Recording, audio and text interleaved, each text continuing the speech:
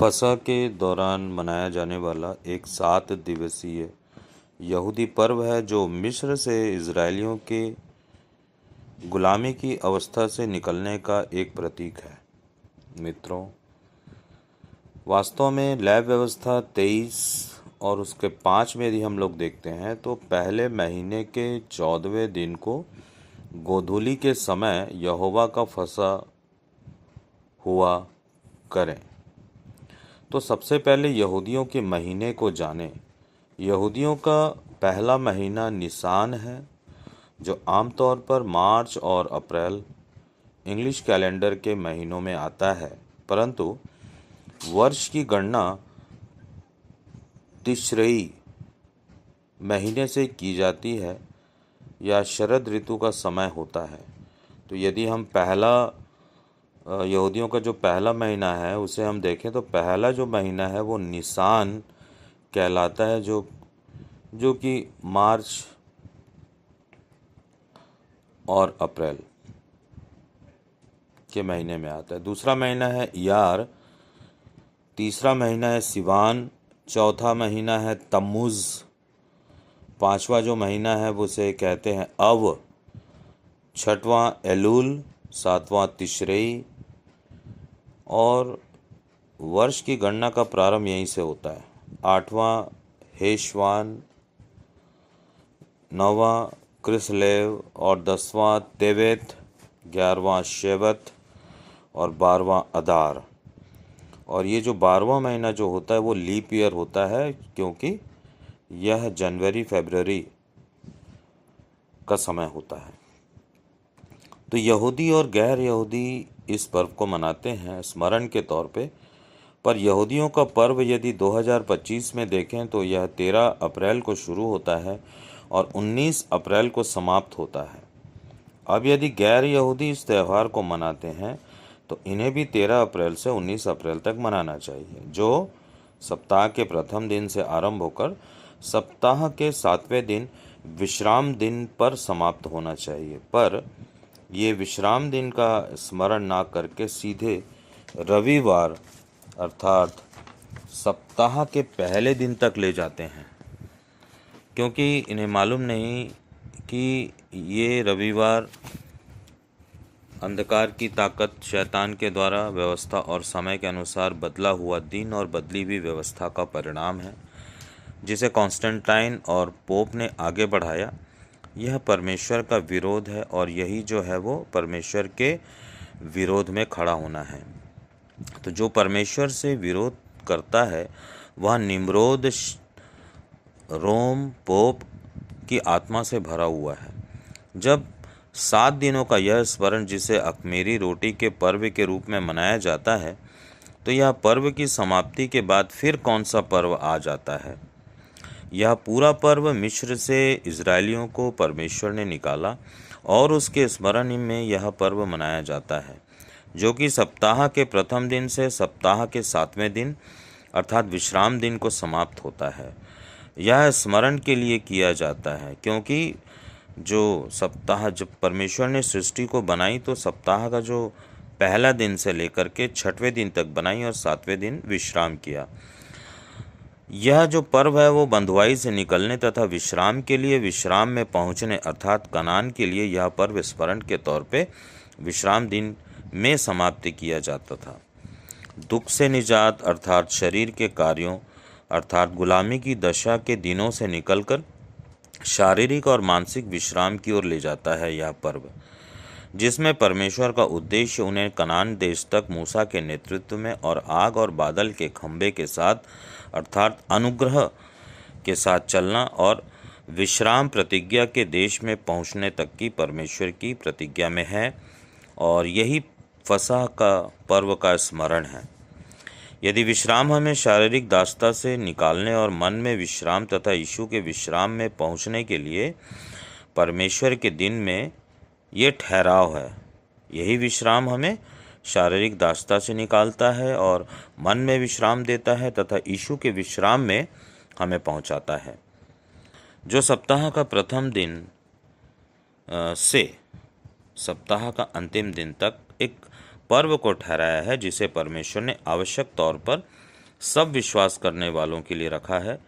इब्रानियों की पत्री में परमेश्वर का वचन कहता है कि परमेश्वर के लोगों के लिए सप्ताह का विश्राम अभी शेष है, और जो विश्राम में प्रवेश कर चुका वह समस्त कार्यों अर्थात आज्ञाकारिता प्रेम को पूर्ण कर चुका है, अर्थात वह विश्राम में आ चुका है। तो यदि कोई सप्ताह के विश्राम में प्रवेश कर चुका है तो उसके लिए परमेश्वर के प्रेम में बने रहना, आज्ञाकारिता में चलना और भलाई के काम में निरंतर लगे रहना अवश्य है। पर जिन्हें अब तक विश्राम नहीं मिला वे यीशु के विश्राम से अनजान हैं। वे पर्वों सप्तों के दिन को पर्व के रूप में मनाते हैं। यदि इब्रानियों की पत्री पौलुस ने लिखी है जैसा कि सब विद्वान मानते आए हैं, तो उसने इब्रानियों की पत्री 4 अध्याय उसका 1 से 11 वचन में विश्राम का समर्थन करते हुए कहते हैं, नंबर 1, आज्ञाकारिता के बिना कोई विश्राम में प्रवेश नहीं कर सकता। दूसरा, सब प्रवेश नहीं करेंगे परंतु कुछ लोगों का ही इसमें प्रवेश करना है।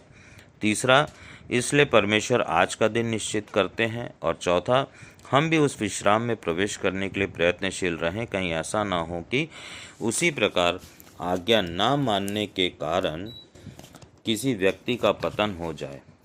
इस वाक्य से स्पष्ट है कि इसे आज के विश्वासियों के लिए कहा जा रहा है जो आज्ञा पालन और प्रेम से कोसों दूर हैं। उन्हें यह चेतावनी इब्रानी की पुस्तक का लेखक देता है, और यह बात स्पष्ट है कि संपूर्ण पवित्र शास्त्र परमेश्वर की प्रेरणा से रचा गया है और यह सिखाने, समझाने और सुधारने और धार्मिकता की शिक्षा के लिए उपयोगी है। यह 2 तीमुथियुस 3 अध्याय और उसके 16 वचन में लिखा हुआ है। और फिर पौलुस कुलुस्सियों की पत्री में यह भी स्पष्ट करता है, कुलुस्सियों की पत्री 2 अध्याय और उसका 16 वचन, इसलिए खाने पीने, पर्व, नए चांद या सप्तों के दिन मतलब 7 सप्ताह और 7 विधियां के विषय में कोई तुम्हारा न्यायी न बने। यदि हम इब्रानियों के विश्राम में प्रवेश की बातों को छोड़ दें तो बाकी समस्त बातें छाया मात्र है और आने वाली बातों का मूल तत्व तो मसीह है। और दूसरी बात, कुलुस्सियों 2:23 में बाइबल कहती है, विधियां और नियम ये वे बातें हैं जो प्रयोग में आते आते नष्ट हो जाती हैं, अर्थात धार्मिक आडंबर, आत्मत्याग और कठोर शारीरिक यंत्रणा, जिनमें निसंदेह ज्ञान का नाम तो है परंतु इनसे शारीरिक वासनाओं को रोकने में कोई लाभ नहीं होता है। कुलुस्सियों की पत्री 2 अध्याय और उसके 22 वचन में ये नियम मनुष्यों के आदेशों और शिक्षाओं के अनुसार है। इसलिए पौलुस कहता है कुलुस्सियों 3 अध्याय उसके 1 वचन में, यदि तुम मसीह के साथ जीवित किए गए हो तो उन वस्तुओं की खोज में रहो जो स्वर्ग की हैं। कुलुस्सियों 3:3 कहता है, क्योंकि तुम तो मर चुके हो शरीर के लिए, परंतु तुम्हारा जीवन मसीह के साथ पवित्र आत्मा की सहभागिता में परमेश्वर में छुपा हुआ है। यह बात कुलुस्सियों 3 अध्याय उसके 3 वचन में लिखा हुआ है। जहां हम शारीरिक दशा में मरे हुए हैं परंतु आत्मा में जीवित हैं। पापों के प्रति हम शारीरिक दशा मतलब पाप के प्रति हमारी मृत्यु है। तो वास्तव में जो इस पर्व में खमीर के बारे में कहा गया है, तो खमीर जो है वो पाप को दर्शाता है। निर्गमन 12:15 अध्याय कहता है, 7 दिन तक अख़मीरी रोटी खाया करना। यह प्रत्येक सप्ताह को दर्शाता है। यह उन बातों को दर्शाता है कि सृष्टि के जो परमेश्वर ने सृष्टि की रचना 6 दिनों में की और 7वें दिन विश्राम किया, ये उन बातों को दर्शाता है। अर्थात कि हम जो प्रति सप्ताह जो हम विश्राम में प्रवेश करते हैं वो विश्राम हमारा हर प्रकार के खमीर से बच के रहना है और हमको विश्राम में प्रवेश करना है। तो आत्मिक जीवन में यह पाप से दूर रहने की बातों को प्रकट करता है। निर्गमन 12:19 ये कहता है कि 7 दिन तक तुम्हारे घरों में कुछ भी खमीरी ना रहे, और 12:20 कहता है कि कोई खमीरी वस्तु ना रखना, अपने सब घरों में बिना खमीर की रोटी खाना। यह किस बात को दर्शाता है? यह मसीह को चित्रित करता है कि मसीह ने हमारे सारे पाप उठा लिए और एक शरीर जो यीशु का मरा वह पाप की समानता का शरीर था। परमेश्वर ने उन्हें दूसरे शरीर अर्थात आत्मा में जीवित किया। इसी प्रकार परमेश्वर चाहते हैं कि हम मसीह रूपी शरीर अर्थात आत्मिक शरीर की दशा में बदल जाएं। इसको एक बार फिर से मैं कहना चाहता हूं कि यह उन बातों को दर्शाता है, यह मसीह को चित्रित करता है। मसीह ने हमारे सारे पाप को उठा लिया और एक शरीर जो यीशु मसीह का मरा, वो पाप की समानता का जो शरीर था वो मरा, और परमेश्वर ने उन्हें दूसरे शरीर अर्थात आत्मा में जीवित किया, आत्मा के शरीर में जीवित किया। इसी प्रकार परमेश्वर चाहते हैं कि हम मसीह रूपी शरीर अर्थात आत्मिक शारीरिक दशा में बदल जाएं। यही बात जो है मसीह की अख़मीरी रोटी को दर्शाता है। ये फसह का पर्व और अख़मीरी रोटी, ये दोनों के बीच में बहुत बड़ा संबंध है। तो अख़मीरी रोटी का अर्थ ये है कि हमारे जीवन में पाप की दशा ना हो। यीशु कहते हैं कि स्वर्ग से उतरी रोटी मैं हूँ और जीवन की रोटी मैं ही हूँ। यूहन्ना 6 अध्याय उसका 35 वचन में कहता है, जो कोई मेरे पास आएगा वह कभी भूखा ना होगा, और जो कोई मुझ पर विश्वास करेगा वह कभी प्यासा ना होगा। अर्थात क्या होगा? वह तृप्त होगा। इजरायलियों को स्वर्गीय मन्ना दिया गया। छठवें दिन 2 दिनों के लिए मन्ना दिया गया, और वे 7वें जो विश्राम के दिन में जब मन्ना खोजने के लिए जाते थे तो उन्हें मन्ना नहीं मिलता था। अर्थात परमेश्वर ने वे 40 वर्ष तक जंगल में घूमते रहे, लेकिन मन्ना जो था वो 7 दिन का मन्ना मिलता था। पहला से लेकर के 5वें दिन का एक दिन का मन्ना मिलता था, और 6वें दिन जब वे मन्ना को बटोरने जाते थे उन्हें 2 दिन का मन्ना मिलता था। इसी प्रकार हम भी किससे जीवित है? वचन से जीवित हैं। तो विश्राम की प्रतिज्ञा के साथ आज्ञाकारिता के जीवन में हमें क्या रहना है? आत्मा में जीवित रहना है सदाकाल के लिए। तो हमें इन बातों से तृप्त होना है।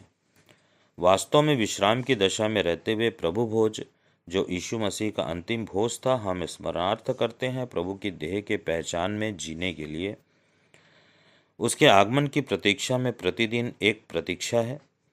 सदा पाप की दशा से दूर प्रतिदिन हमारा पर्व अर्थात अख़मीरी रोटी अर्थात जो प्रभु का स्मरण है।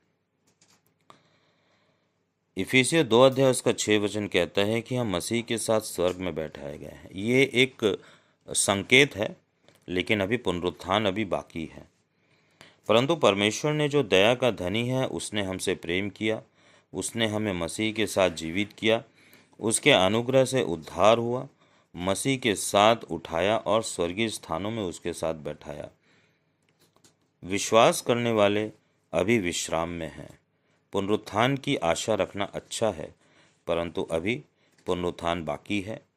हमें उद्धार का काम इसी जीवन में पूरा करना है। तो वास्तव में जो अख़मीरी रोटी का जो पर्व है वो प्रतिदिन का पर्व है। पहले दिन से लेकर के 6वें दिन तक हमको अख़मीरी रोटी का पर्व अर्थात निरंतर हमें पाप विहीन दशा में रहना है, क्योंकि हमें पवित्र आत्मा जो दिया गया है विश्वास करने वाले को और आज्ञाकारिता में चलने वाले को और परमेश्वर से प्रेम करने वाले को, तो ये बातें उनके लिए है। और 7वें दिन जो विश्राम की दशा को दर्शाता है, जब मसीह ने क्रूस की मृत्यु को सहा और उन्हें विश्राम में रखा गया। ये विश्राम वास्तव में परमेश्वर ने जो उस 7वें दिन का विश्राम को ठहराया था, यह वही विश्राम है। तो कहने का मतलब यह है कि अख़मीरी रोटी का पर्व किसी भी प्रकार का आडंबर नहीं, किसी भी प्रकार का दिखावा नहीं, परंतु हम स्मरण करें, अच्छी बात है, लेकिन हमें अख़मीरी रोटी की दशा है ना, जो हम प्रभु भोज लेते हैं उसमें हमें प्रभु की देह को पहचान करके कि प्रभु का जो देह था वो पाप से रहित था। जब हम उस अख़मीरी रोटी को लेते हैं और हमारा जीवन जब परमेश्वर के अनुग्रह से और पवित्र आत्मा की सहभागिता से जब हमारा जीवन पाप रहित रहता है, तो यही जो शरीर की दशा है इसे अख़मीरी रोटी की दशा है। ये कोई पर्व नहीं है, परंतु ये जीवन का एक जरिया है हर विश्वासियों को जीने का। क्योंकि निर्गमन 12:19 क्या कहता है कि 7 दिन तक तुम्हारे घरों में कुछ भी ख़मीरी ना रहे।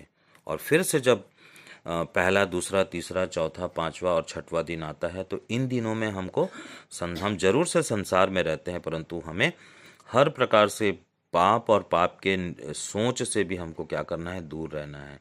और जब हम 7वें दिन विश्राम में प्रवेश करते हैं तो मानो हम वही विश्राम को पाते हैं जो यीशु मसीह ने कब्र में जो विश्राम को पाया है ना। तो परमेश्वर ने सृष्टि बनाई और यीशु मसीह ने नई सृष्टि बनाई। यही नई वाचा है। सबको जय मसीह के।